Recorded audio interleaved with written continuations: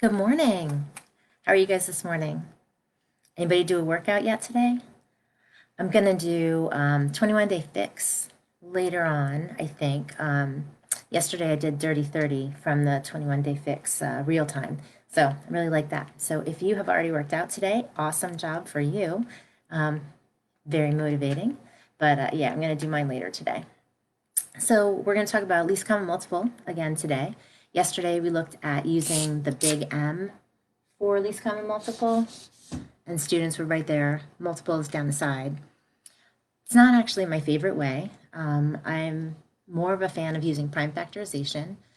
Sometimes when kids list out the multiples, I feel like they miss multiples or they list them all out and they still somehow don't choose the smallest one that the numbers have in common. So I like using prime factorization and the ladder method the most. I think that they show kids get a better sense of the relationships between numbers when they see their factors listed out and then they look for like what they have in common and what they don't have in common.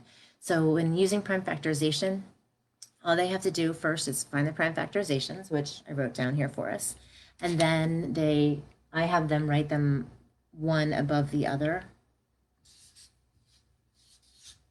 just so they can see kind of how they line up and such. Okay, so then all they need to do is find what factors they have in common. So they have this 2 in common, so that's going to be used in the least common multiple. And then they look for the other factors that are there that they didn't have in common, and those are going to get used as well.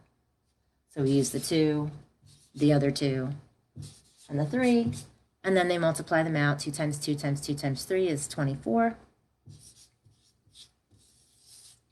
And then they've got their least common multiple.